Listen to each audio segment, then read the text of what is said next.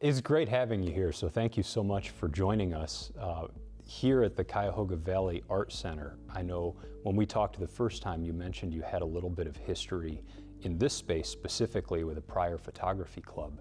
And I'm wondering if you could tell me a little bit about what your experience was in this space and why it's a meaningful space to you. About 8 or 9 years ago, I got involved in my photography, and I had about 10 images, and I came to an Akron Camera Club with one of my images in a black attaché, and I had a friend here, and Kate said, show them one of your images.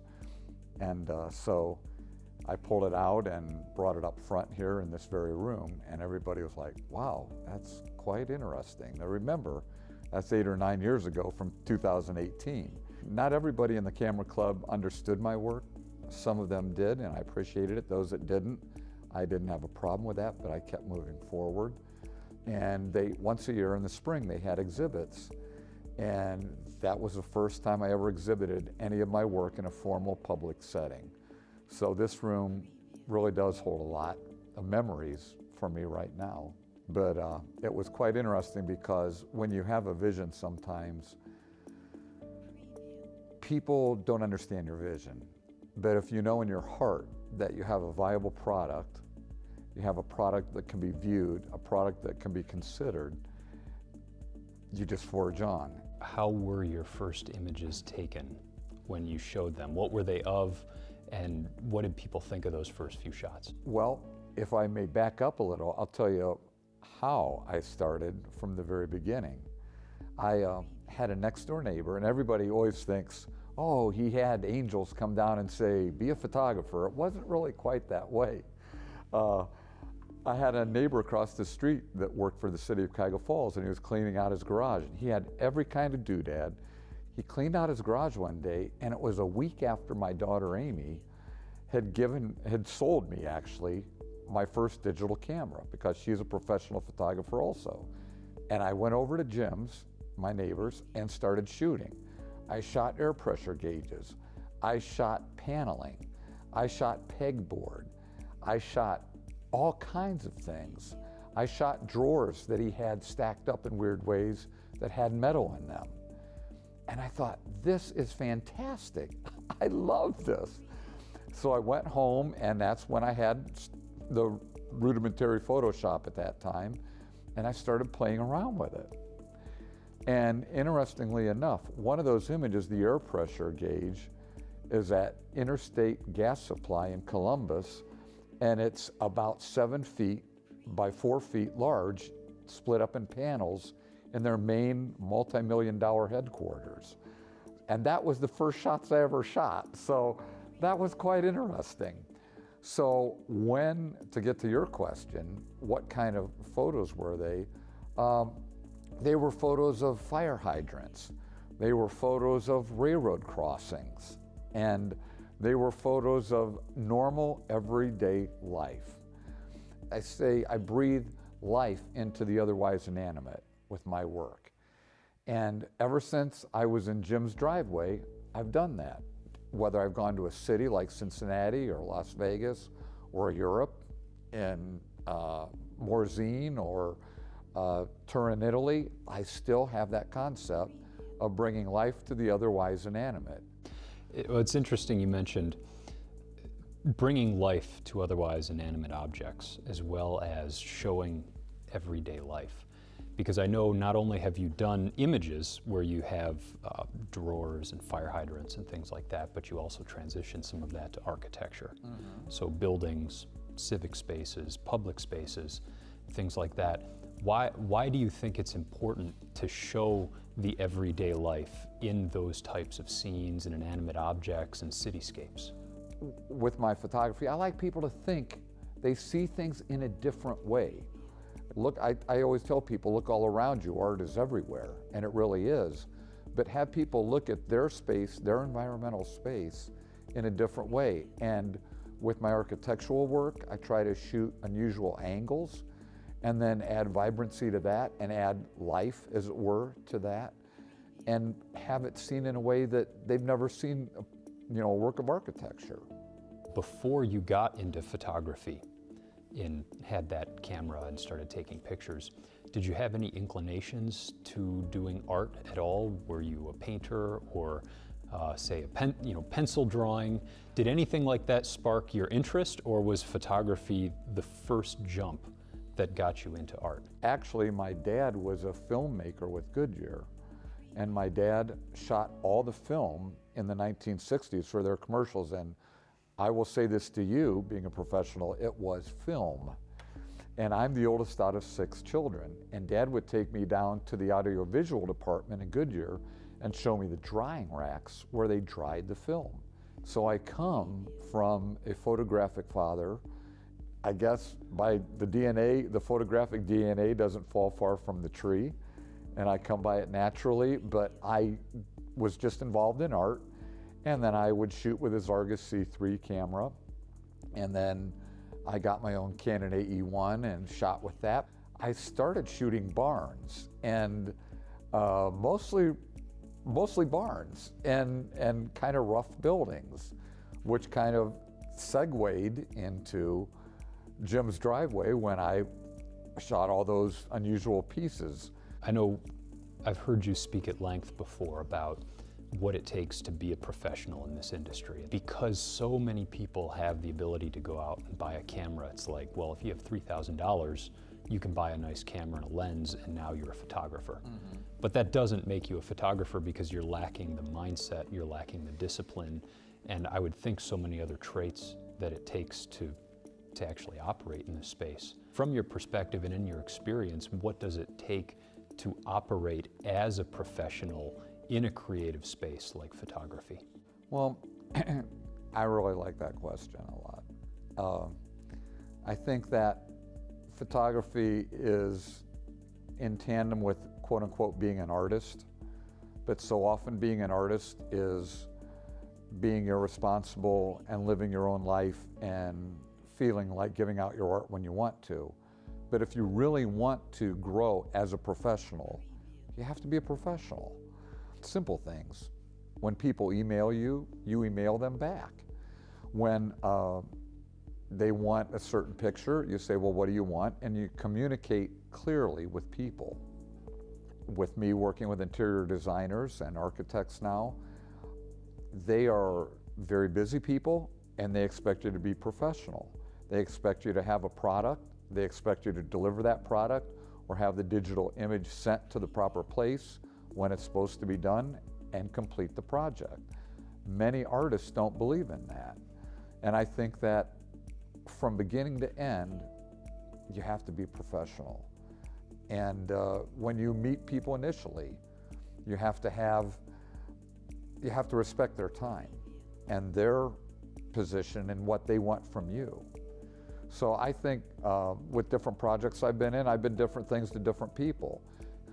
When I was at Summit Art Space and they asked about a solo exhibit, I got back with them right away. I sent samples down to them, and they said, we've never dealt with a photographer / artist like you. And I said, why? And they said, well, I don't know, but you're very responsible.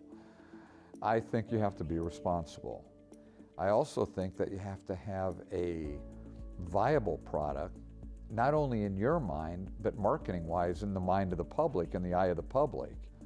So I think there's a lot to presenting yourself to other professionals such as architects and interior designers. I know in thinking of professionalism, I've heard you say something before which I find profound, but you made the comment that you have to know what you can do and then do that. Just because you can do something, it doesn't mean you should do something. Right. So I'm wondering, where did you hear that phrase, and can you give us a rundown of what that means to you in your artwork? My daughter told me one time, and I love this, Dad, just because you can do something doesn't mean you should do something. I write too many exclamation marks at the end of my sentence, and she always lets me know that. And so I can write copy. I've written good copy, but I always have to run it by her because I want a professional to do it. But as far as my photography, I don't shoot wedding photography. I can shoot beautiful landscape photography, but that's not my thing, although I have shared it on Facebook and Instagram. My main love is environmental, and by environmental, I mean spaces, and usually urban spaces, and architectural. And that's where I've kind of focused my work. They don't go to me for shooting ducks in a beautiful lake in a landscape setting, but they say, oh, I love his architectural work. And that's how I think that you get known, because you cannot be all things to all men with everything. I'd rather be a 10 plus than if I, as an architectural and environmental photographer, rather than a 7 or 8 plus as a landscape photographer shooting mountains. So people know I'm a go-to person in those areas, and it really does help shine a light on your talent. And it causes remembrance of them, of what I do. Because you've shot so much, and the urban space as well as the architectural space, what do you try to leave your audience with who sees your work? I think it's really important, once they view my work, to start thinking about their surroundings. And I think it allows them to see things they've never seen before, because that's my goal. And I've even shot shots of doorbells. In Columbus, I shot a doorbell, and somebody really didn't like that. It was a close-up of a doorbell on a 10-story building, but I shot the doorbell. Why? Because it was a very interesting doorbell. My focus and hope is that those people will take the time to not only look at the 10-story building, but they'll say, wow, look at this really cool doorbell. Because not many people do that. They walk fast, they talk fast, they move fast. Everything is fast and done, but people don't think about their surroundings. Well, it's interesting you mentioned that concept, because I know in architectural training, we're taught to look at both the micro view as well as the macro view. So you're not just looking at the whole plan of the building, but you've got to design it in such a way that conceptually it works with the window mullions and that it works with the details on the facade. And so you're constantly jumping back and forth between this big overall vision and zeroing in on the minute detail. And I know in my experience, so many people walk by the details, they don't see it. You may look at the building and say, okay, this is a building, here's a door, I go in, but you don't actually appreciate the small things that are around you all the time. One reason why I think your work is particularly powerful, because it opens up people's vision to some of those smaller spaces or to those objects that they may not otherwise notice. So it's interesting that you bring that point out. And I appreciate that. And I've shot alleys in Cleveland that people have really liked. They said, where is that? That's in the warehouse district. I never noticed it. My daughter was actually shooting a wedding, and she was in the warehouse district. And this is a number of years ago, but it's interesting you say that, because she was in the warehouse district with a couple, and she was shooting them after the wedding. And it was in one of the hotels there in Cleveland, and they walked out, and Amy stopped. And that was one of my first images, my first group, maybe the first 2 years of images. And Amy stopped, and they said, why are you stopping? And she said, that's the spot that my father shot. It was the alley. And she looked at the crosswalks, and she called me up and said, Dad, I saw the alley there in the warehouse district, one of your first shots. I said, that's awesome. But here again, it goes back to what we've been talking about. And that's what touches my heart, truly touches my heart. My daughter embraced that concept of always being aware of her surroundings. And I think that's so important. I think that's so important because it enriches your life and allows you to see things and be aware of things and knowledgeable of things that you had never seen before. Now, I wanted to ask you about some of your treatments on the images that you present, because I've seen a range of photography from you, some, these beautiful architectural spaces and images of buildings, but then also at various times you'll overlay, say, a color pattern or some sort of grade on the space or the image, and it almost looks like you're highlighting a certain element in the picture or an element of a building and really zeroing in on that. So I'm wondering, Where did the inspiration for that sort of color treatment come from, and why do you apply it on some images? One of my goals is to almost make the picture look 3D. I can't always do that because of the depth of the picture or what I'm shooting. But I try to make it almost look 3D where people go, wow, if you look at it just right, it looks like there's two different layers in that picture even looking at it, just straight on. And that's one of my goals. But I just felt in the scope of my work that I didn't want to just shoot architecture. Everybody shoots architecture. I just wanted to do something different. And again, I felt from the very beginning in my heart, and I can even say in my soul, I felt that it was so important to have that extra element within my photography, to have the wow factor. I have a very good friend and a mentor that I knew from my old church, and he called it the it factor. And we've talked about it a number of years ago. He called it the it factor. He said, people look at an image, they may look for 30 seconds at an image, but when you look for a minute and a half at an image, it tells you something that they're looking at and in the image. And I had a Beacon Journal writer that viewed my work at Summit Art Space at that exhibit that I had shared earlier. And she said, I'm not looking at it, I'm looking in it. And I thought that was a really wonderful compliment, and I appreciated it. But again, I want people to really view my images. That's my goal. One of my main goals is to have them view the images.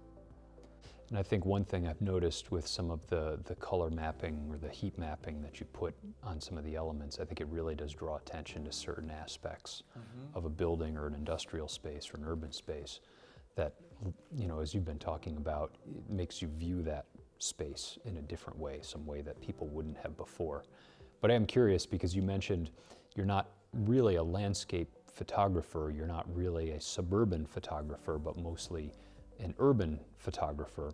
That was a conscious decision at a point, and I'm wondering what went into that decision to say, I want to focus on cities or urban environments the most. Was that just always an interest of yours?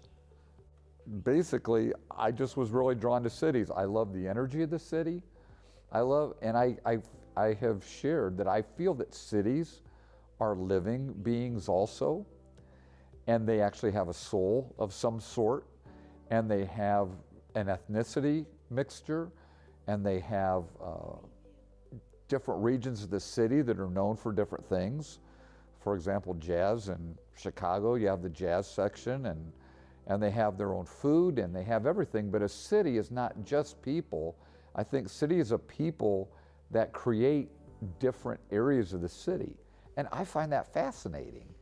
I mean, when you shoot a landscape shot, and my work's on Facebook and Instagram, when I shoot a landscape shot, it's beautiful, but there's not a lot of ways you can change that. I don't like to change landscape because green grass saturated becomes greener grass, and it looks unusual.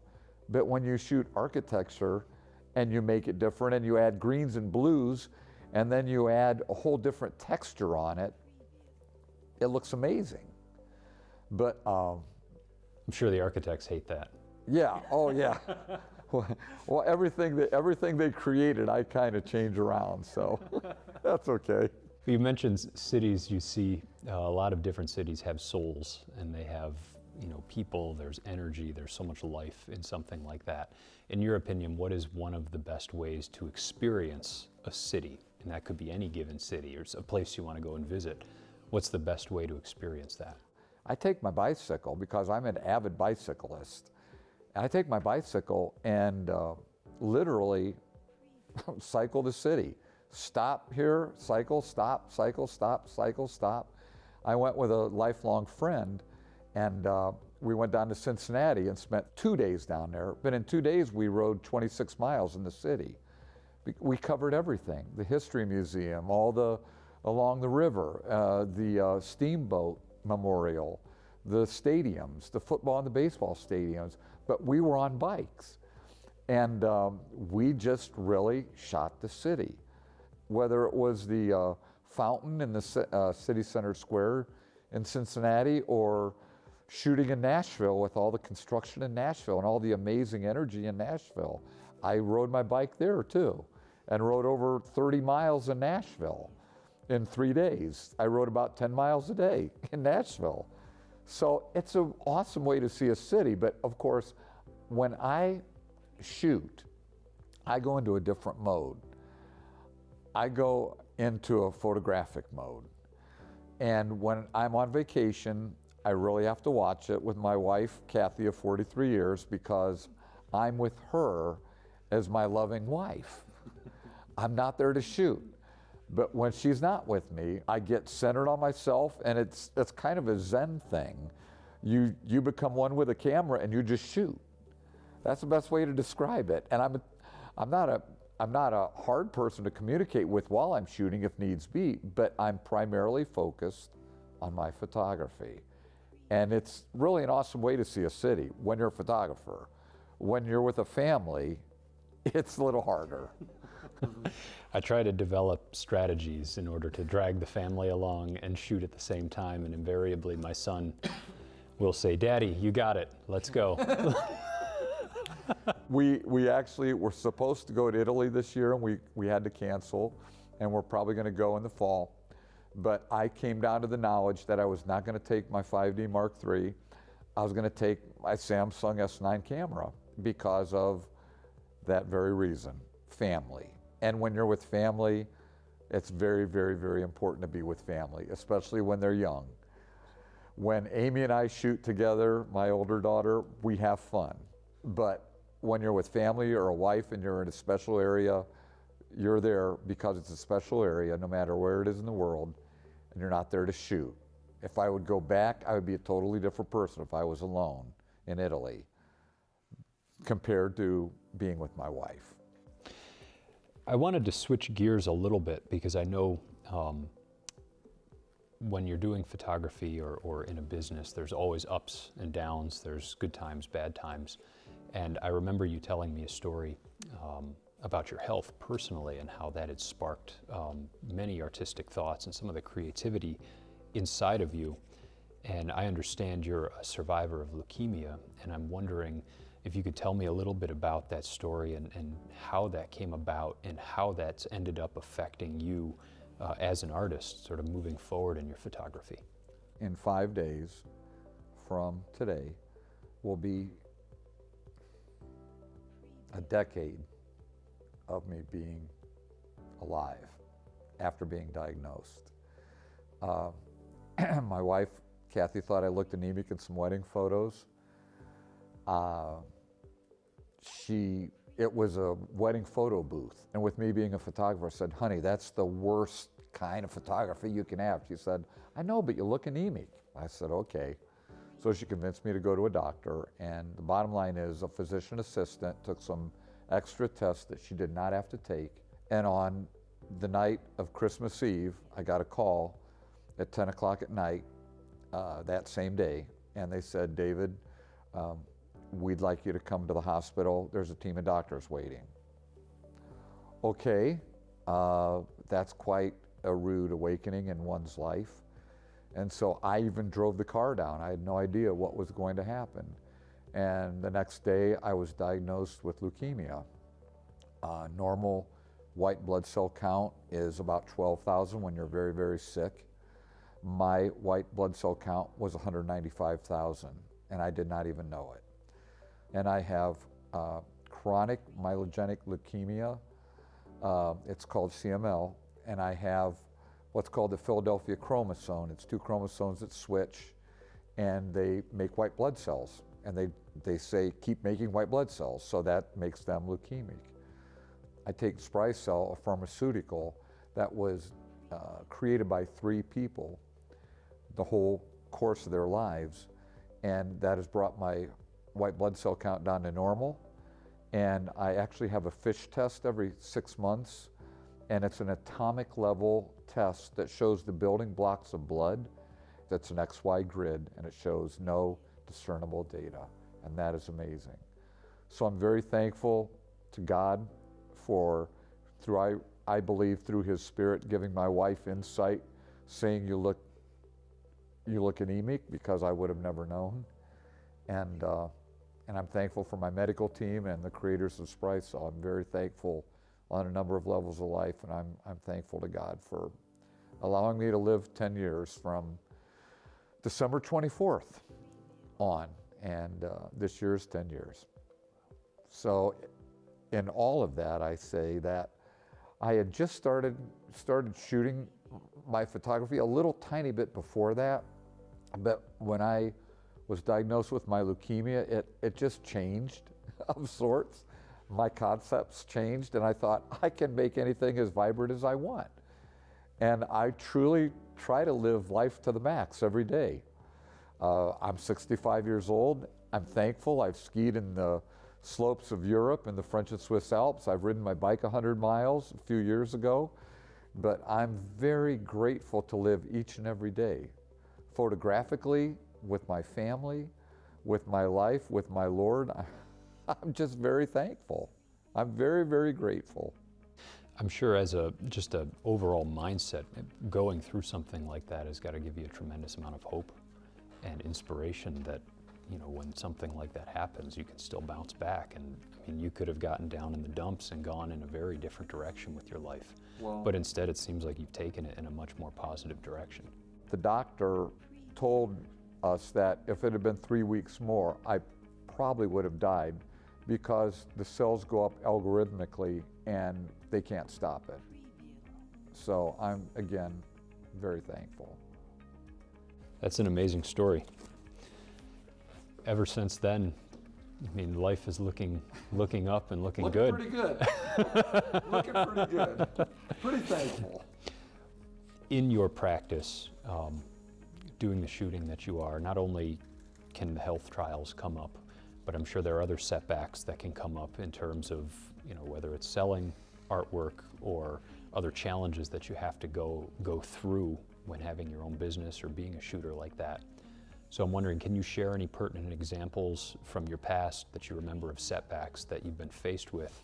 There's been years where I haven't sold as much photography. There's been years where I've sold quite a lot and been very thankful with some major corporate projects, such as my Price Waterhouse project up in Cleveland. It's not all roses, but yet you keep pressing forward. And so I tell people, well, when they ask me honestly, I say, honestly, I didn't sell as much artwork this year as I did last year, but I also had a wonderful marketing year. I received the Canton Score Business Client of the Year a few weeks ago, and that was quite an honor. I and 3 other recipients out of over 500 clients from the Canton Score group that help you with business and business plans. So some years you have marketing years and growth in marketing and exposure, and then other years you have selling, and sometimes they're all balanced. But you have to just keep believing in your product. And that's hard. That's faith sometimes, because you have to believe in yourself, in your talent, in your skill set, and in your work. And you have to believe that you know how to get that to your client, in what ways you can get it to your client, and try and make some money from it. Seeing that you've been doing this for as long as you have, is there any advice that you would give to somebody who is just starting out in photography or a creative endeavor like you have? What kind of advice would you give someone who is just starting? One thing I was interviewed with in Atlanta was, they said, how can artists change? Well, I think artists can change in being professional. But I also think that the nation can change in honoring artists by paying them. Because I've always said that CEOs get paid, airplane pilots get paid, janitors get paid, teachers get paid, taxi cab drivers get paid, but when your work is going to be shown, we're going to give you great exposure. And exposure means you're not going to get paid. And I think it's up to the artist to say, my work's not being shown unless I get paid for it. And I understand that when it's in like an art gallery, it may or may not be bought. But if it is, they get paid. I understand that, but I'm talking about corporations that encourage people to get their art in their foyer, but they don't want to pay them. I think it's horrible. Absolutely. I think it's a valid point, and I'm sure a lot of artists can struggle with that side of things because it's a different part of the brain. But it's very important to do it. I think that the artists will have more self-esteem when they make people pay than say, I'll do it for exposure. How do you find that you stay creative and engaged in your own product creatively, having done it for 10 years? I think it's a matter of the soul and spirit, because you have to know with a passion, living life with a passion, both in your art and in your life and in everything that you believe in. You have to have passion, and you have to have a core experience and a core knowledge. And I hate using the word product all the time, but with my pieces, you have to believe in yourself, and you have to understand, I have to keep pushing out. And for example, this year I was involved in a lot of things, but I didn't shoot as much as I usually do over the course of the summer and the fall. But nonetheless, I've pulled some of my thousands of raw images up that have not been produced yet, and I've been producing those. So when I can't shoot, and I don't shoot all the time, I shoot more specifically now, because I don't shoot families, as I said, or capture weddings or anything like that. But I will take old images that I've never even done before and produce those. But I always try to, as you said, stay creative and keep the fire burning. Because once the fire goes out and you say, I'm done, it's out. And it takes a lot to relight a fire. So I always try to keep in my soul and my spirit, keep my creative fire burning, literally, and growing. I appreciate those comments. It is a struggle to continue with something despite the difficulties or challenges or your own mind, frankly. It's just an everyday experience. Whether I work in my other part-time job to help with my health costs and things like that, or whether I'm actually involved in photography directly, it's an everyday sojourn of my life and journey of my life to keep that fire burning. This has been a great conversation, David, and I really appreciate your time. If people want to get in touch with you or learn more about your work, where can they go and do that? I will give you 3 different areas. On my website is www, that's my old radio days, www.davidblile, Lile.com. So that's www.davidblile.com. My email address is david@davidblile.com. And I'm also on Instagram. I have quite a following on Instagram. I'm #DavidBrianLile, and Brian is with an I. So that's #DavidBrianLile. So that's how they can contact me, and I appreciate you asking me that. Appreciate your time, David. Thank you so much. Thank you very much.